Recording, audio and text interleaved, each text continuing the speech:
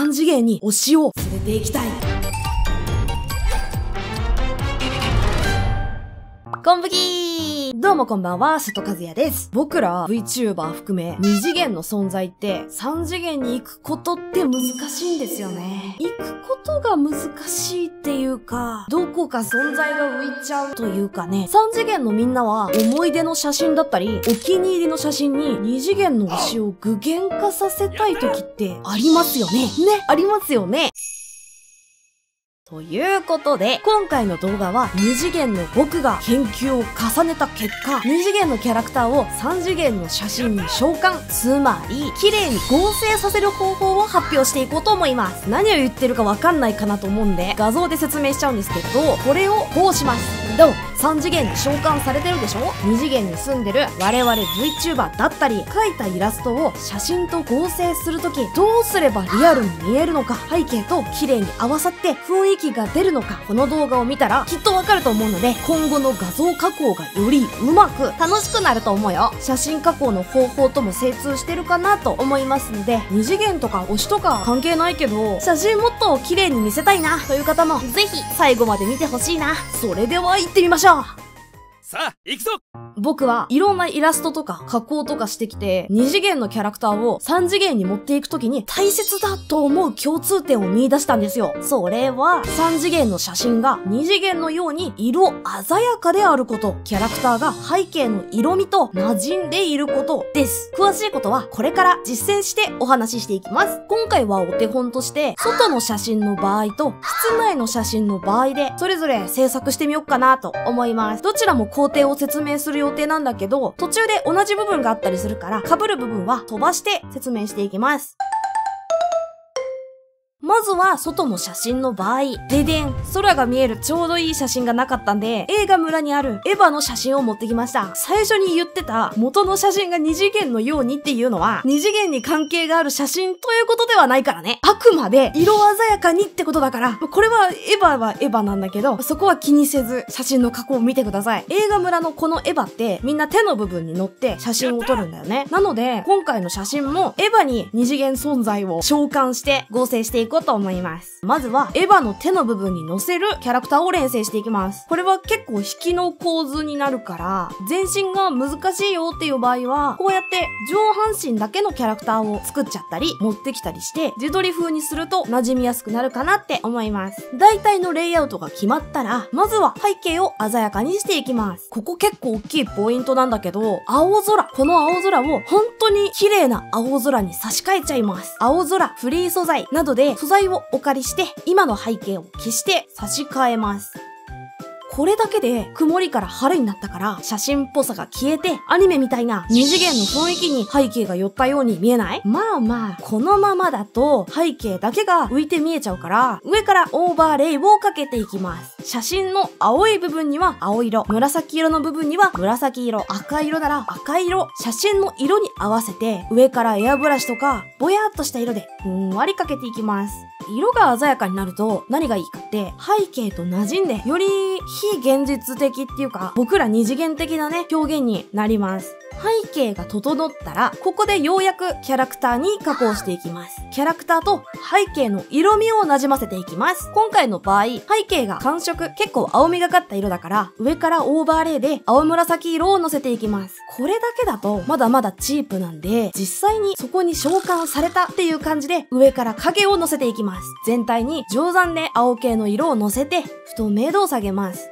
ここから光が当たっている部分を考えて消しゴムとかで削っていきます。この場合、エヴァを見てもわかりやすいんだけど、光がやや後ろ側から当たってきてるんで、逆光のイメージで頭部分とか腕部分の影を消していきます。今回の場合、全身で結構ちっちゃいから、そんなに細かく消さなくても、影が当たってるかな、光が当たってるかなってわかれば全然大丈夫かなって思ってます。影が表現できたら、次に光に当たる箇所に大焼け発光レイヤーでエアブラシで光を乗せていきます。これでキャラクターにも陰影がついて、だいぶ存在しているように見えるのではないでしょうか。次はキャラクターの地面に落ちる影です。今回の場合、影が落ちてる部分結構光が当たってるからね、少ないんですけど、少しでもね、影が落ちていると、そこにいる感がすごく出ます。なんで、そこに影がなくても、ちょっとでも影があるといいかなって、もう嘘でも作っちゃうといいかなって思ってます。そして、最後に背景とキャラクター、その上全体に同じ色乗せちゃいます。一番上のレイヤーにオーバーレイで青色系の色を乗せると統一感が出ます。透明度 100% だと青すぎるからちょうどいいなって思うところまで透明度下げてね。空気感というかよりリッチにしたいんで薄い青色を背景のキャラクターから遠いなって思うところにふわっと乗せます。こうすると遠いところと近いところの距離感が出るよ。埃が舞ってるのがアニメとかだとキラキラして見えるじゃんか。これも追加して2次元と3次元の中間みたいな雰囲気にしちゃいましょう。これで完成。どうですか？本当にそこにいるっていう写真ができました。背景が色鮮やかであること、キャラクターが背景の色味と馴染んでいることをどうかな？わかりましたでしょうか？共通事項とか結構被るとこ多いんだけど、室内の写真もこれからね、加工していきます。別のパターンとして、物が手前に来る写真を用意しました。アフタヌーンティーに行った時の写真です。では、この写真に合わせてキャラクターを連成します。この二次元存在の僕を写真にくっつけていきます。この写真には前後感があるから、机に被る足部分は切って、手前の、これカトラリーかな？カトラリーとアフタヌーンティーの飯に被る部分は削っていきます。この二次元存在の僕は手が机より前に来てるから手の部分をぼかしたりしてしっかり前後感をつけます。前後感がある写真の方が僕的にはかなり推しがそこにいる感が出ておすすめのね写真になると思っています。そしてこの袋の後ろのさゴミみたいなのは上から色を重ねて消しちゃいます。ここからは同様に背景を鮮やかにするためにオーバーレイで色を乗せていきます。今回は暖色、つまり赤色とかあったかい色なんでキャラクターにも暖色の赤色を乗せていきます。そこから今回は上からライトが当たっているイメージなんで全体に定山でキャラクターに影を落として上にライトが当たっているようなイメージで削っていきます。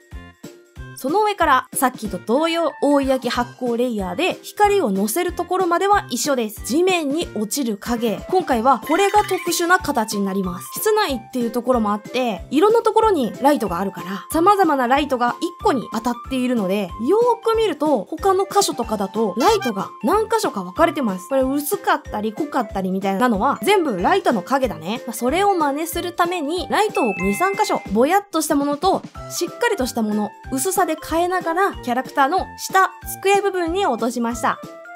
影を落とせたら全体にオーバーレイ。食べ物を美味しく見せれるのは暖色なんで今回は全体にオレンジ系の色をのせました。これで完成。じゃじゃん！室内の写真もうまく召喚して馴染ませることができました。はい。ということで、背景を青空に変えたり、色を鮮やかにしたりっていうのは、おそらく写真を加工される方もよくやっているパターンだと思うので、覚えていて損はないと思います。二次元のように色鮮やかであること、キャラクターが背景の色味と馴染んでいること、みんなも推しを素敵な写真に登場させるときに、ぜひこの手法を使ってみてください。もし、この動画が面白かったら、高評価、チャンネル登録よろしくお願いします。イラストに関する質問があれば、ぜひコメントに書いてね。それでは次の動画でお会いしましょう。じゃあね、バイバーイ。